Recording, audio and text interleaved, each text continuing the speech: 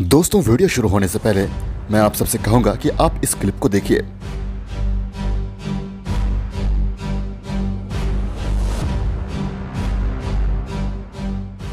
आज मैं इसी बैड एस किंग के बारे में आप सभी को बताने जा रहा हूं। ये कोई और नहीं बल्कि the badass king of Masai Mara, the living legend JC the nomadic king है। हमने कई लैंड कॉलिशन और इंडिविजुअल लैंड्स के बारे में जाना है और सभी की कहानियां हमें किसी न किसी तरीके से अचंभित करती रहती है। पर आज जो कहानी मैं आप सबको सुनाने जा रहा हूं, ये सुनकर आपका नजरिया यकीनन बदल जाएगा। आज की कहानी है जेसी की, जिसने अपने जीवन में बहुत से उतार चढ़ाव को देखा था। जेसी अपने भाई के साथ साथ जिंदगी के एक सफर पे निकला और आगे इन दोनों ने मिलकर एक लायन प्राइड पे कब्जा भी कर लिया। कुछ समय तो इनके जीवन में सब अच्छा चला, लेकिन वहीं आगे चल के जेसी का इकलौता भाई कहीं गायब हो गया। जेसी के लिए इसका भाई ही इसकी दुनिया थी और इसने अपने भाई से ज्यादा इंपॉर्टेंस और किसी को भी नहीं दिया था। इसलिए अपने भाई के चले जाने के बाद ये बिल्कुल टूट चुका था। और इसके बाद एक दिक्कत यह भी हो गई कि इसे अपना प्राइड भी छोड़कर जाना पड़ा। एक समय राजा रह चुके जेसी का जीवन देखते ही देखते नर्क से भी बदतर हो गया। लेकिन इसके आगे जेसी ने जो कुछ भी किया उससे इसने साबित कर दिया कि इससे कोई फर्क नहीं पड़ता कि राजा किस हालत से गुजर रहा हो, वो हमेशा एक राजा ही होता है। इस वीडियो में हम देखने वाले हैं कि आखिरकार जेसी ने अपने भाई के जाने के बाद क्या किया और क्या द नोमैडिक किंग जेसी आज भी हमारे बीच मौजूद है। इन सभी बातों के बारे में हम इस वीडियो में जानने वाले हैं। साथ ही हम ये भी जानेंगे कि कितना बैडएस जेसी था। अगर जानना चाहते हैं जेसी की पूरी कहानी तो वीडियो को पूरा जरूर देखिएगा। साथ ही मुझे इंस्टाग्राम में फॉलो करना मत भूलिएगा। और दोस्तों, चैनल को अभी तक सब्सक्राइब नहीं किया है तो चैनल को सब्सक्राइब करके बेल आइकन प्रेस जरूर कीजिएगा, ताकि मैं जब भी कोई नई वीडियो अपलोड करूं उसकी नोटिफिकेशन आपको सबसे पहले मिल सके। क्योंकि आप देख रहे हैं fact spoiler, the amazing kingdom of animals. Majestic और बैड एस किंग जेसी ने साल 2011 में चेली लायन प्राइड में जन्म लिया था। और जैसा कि हर बच्चा करता है, जेसी भी काफी शैतानियां किया करता था। इसके साथ ही इसके एक भाई ने भी जन्म लिया जिसका नाम था फ्रैंक। और बचपन से ही जेसी और फ्रैंक हमेशा साथ साथ ही रहा करते थे। फिर जब ये दोनों भाई बड़े हो गए तो ये सब अपने खुद के नए घर को ढूंढने निकल गए। आज लगभग 12 साल के हो चुके जेसी ने अपने जीवन में बहुत सी अच्छी और बुरी चीजों को होते देखा है। आगे कुछ समय तक तो ये अफ्रीका के खतरनाक जंगलों में अकेले ही भटकता रहा। अभी इनमें एक्सपीरियंस की कमी थी, इसलिए इन्हें तमाम मुश्किलों का सामना करना पड़ रहा था। उस समय ये दूसरे ताकतवर शेरों से बच बच के ही रहा करते थे ताकि वो इन्हें कोई नुकसान नहीं पहुंचा पाए। लेकिन आगे चल के इनमें एक्सपीरियंस और कॉन्फिडेंस दोनों आता गया और ताकतवर तो ये पहले से थे ही। और तब जेसी और इसके भाई ने मिलकर ऑफ-बीट लायन प्राइड पे कब्जा कर लिया और ये वहाँ के डोमिनेंट मेल बन गए। इस समय इन्हें साथ में ऑफ-बीट मेल्स के नाम से बुलाया जाने लगा। ये दोनों भाई बहुत ही ज्यादा ताकतवर और बेखौफ थे और इनके सामने चाहे कोई भी शेर या दूसरा जानवर क्यों ना आ जाए, ये किसी से भी नहीं डरते थे।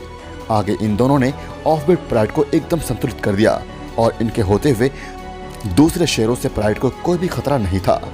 आगे ऑफ-बीट प्राइड में इनके 2 जोड़ों में बच्चे हुए थे। पहले तो साल 2015 में इनके बच्चे हुए और फिर साल 2016 में भी इनके कुछ बच्चे हुए। ऐसे ही कुल मिला के इनके 17 बच्चे हुए थे, जिनमें से बहुत से बच्चे एडल्ट भी बन पाए थे। जेसी और फ्रैंक के जीवन में गौर करने वाली बात तो ये भी है कि जब इन्होंने हर नर शेर की तरह अपने बड़े हो चुके मेल बच्चों को प्राइड से निकाला था, तब कुछ समय के लिए ऑफ-बीट प्राइड बहुत सारे छोटे छोटे टुकड़ों में बंट गया। लायंस की दुनिया के इतिहास में ऐसे लम्हे बहुत कम ही आते हैं कि ऐसा कुछ भी हो, लेकिन बाद में पूरा प्राइड एक बार फिर से एक साथ हो गया था। अब तक के सफर में दोनों भाइयों ने अपने जीवन में कभी भी किसी से हार नहीं मानी थी और साथ में होने की वजह से ये दोनों लगभग अनस्टॉपेबल ही थे। इसलिए इन दोनों के लिए जिंदगी बहुत बढ़िया चल रही थी और किसी में इतनी ताकत नहीं थी कि इनका मुकाबला कर सके।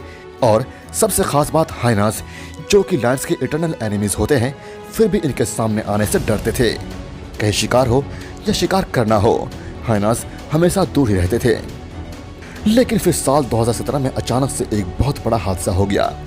जेसी का इकलौता भाई यानी कि फ्रैंक बिना किसी हलचल के कहीं गायब हो गया। जेसी ने उसे जहां पॉसिबल हो वहां ढूंढा, लेकिन अब तो शायद उसे उसका भाई कभी भी नहीं मिलने वाला था। जेसी को इस बात से बहुत बड़ा सदमा लगा था, क्योंकि उसके लिए तो उसका भाई ही उसका सब कुछ था। हालांकि जेसी ने अपने भाई को बुलाने के लिए हर मुमकिन कोशिश करता रहा। वह हर रोज दहाड़ता था इस उम्मीद में कि कभी कहीं से फ्रैंक आवाज़ दे दे, लेकिन ऐसा कभी हो नहीं पाया। आगे अकेले हो चुके जेसी ने प्राइड को छोड़कर ओएमसी एरिया में जाने का मन बना लिया, क्योंकि यह तो जाहिर था कि चाहे जेसी कितना ही ज्यादा ताकतवर हो, पर अकेले वो अपने प्राइड की सुरक्षा करने में असमर्थ था। अब जेसी के चले जाने के बाद ऑफबीट प्राइड पे 4 शेरों ने कब्जा कर लिया।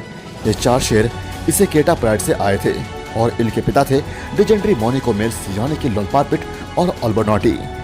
दोस्तों, आपको जानकर हैरानी होगी कि मैंने लोलपार्पिट और अल्बर्नाटी पे वीडियो ऑलरेडी बना रखी है। अगर आपने उस वीडियो को नहीं देखा है तो इस वीडियो के बाद उसे जरूर देखिएगा। इधर जेसी अब अकेला हो गया था और एक बंजारे शेर की जिंदगी जीने लगा था। यहाँ जेसी ने तमाम मुश्किलों का सामना किया, जिससे जेसी और ज्यादा ताकतवर और एक्सपीरियंस्ड फाइटर बनता गया। धीरे धीरे जेसी स्कैवेजिंग में बहुत माहिर बनता गया और कई बार तो दूसरे जानवर केवल इसके डर से ही अपना खाना छोड़ दिया करते थे।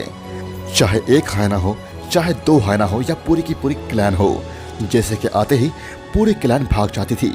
लेकिन तब भी जेसी को और ज्यादा ताकतवर बनने के लिए एक पार्टनर की जरूरत थी। इसलिए वो डोवा नाम के एक शेर को अपना पार्टनर बनाना चाहता था। डोवा टोपी प्राइड का डोमिनेंट मेल था और इसके साथ इसके बच्चे भी थे, तो शायद इसीलिए ये पार्टनर बनने के लिए तैयार नहीं था।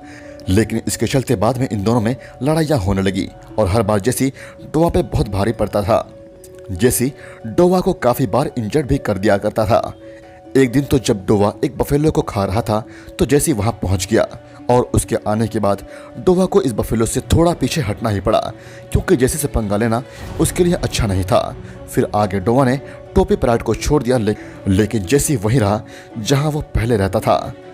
अपने भाई को खोने के बाद से आज तक वो एक नोमैड की जीवन जी रहा है और हमेशा की तरह जेसी को किसी से भी डर नहीं लगता है, क्योंकि ये एकदम फियरलेस बीस्ट है और एक बंजारे शेर के रूप में बहुत ही बेहतरीन ढंग से जीवन जी रहा है। वैसे इस दौरान साल 2019 के अक्टूबर महीने में जेसी वापस से एक बार अपने ऑफबीट प्राइड पे कब्जा करने के लिए आया था, लेकिन इसमें वो कामयाब नहीं हो पाया। इसका कारण इसका अकेला होना ही था। भले ही जेसी अकेला हो, लेकिन वो आज भी एक बैड एस किंग है और इसके चलने का अंदाज भी एक बेखौफ राजा की तरह ही है। वैसे कुछ समय पहले की ही बात है कि टोपी प्राइड के 2 मेल्स हाफटेल और लोगोल, जो कि 2 पार्टनर्स थे, ये आपस में ही लड़ रहे थे। इसकी वजह से टोपी प्राइड की एक फीमेल, जिसे ये दोनों ही अपना बनाना चाहते थे, लेकिन आगे जेसी इनके मुकाबले में आ गया और टोपी प्राइड की फीमेल ने उन 2 पार्टनर्स को ना चुन के जेसी को ही चुनना ज़्यादा पसंद किया, क्योंकि असली किंग तो सिर्फ और सिर्फ जेसी ही था। अकेले होने के बावजूद भी जेसी आज तक जिंदा है। भले ही अभी एक बंजारा शेर हो और इसका जीवन पहले जितना अच्छा नहीं है, लेकिन फिर भी इस बैड एस किंग के सामने हर कोई झुकता है। जेसी ने यह साबित करके दिखाया है कि चाहे हालात कुछ भी हो, वो हर हालत में अपने अंदाज में जिएगा, एक राजा की अंदाज में।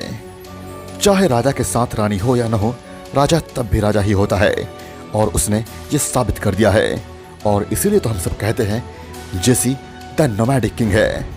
वीडियो अच्छी लगी दोस्तों तो वीडियो को लाइक कीजिए और चैनल को सब्सक्राइब कीजिए। साथ ही कमेंट करके मुझे ये बताइए कि वीडियो आपको कैसी लगी। अच्छी लगी तो आप अगली टॉपिक आप मुझे सजेस्ट कर सकते हैं और मुझे इंस्टाग्राम में फॉलो जरूर कीजिएगा। Thank you so much guys.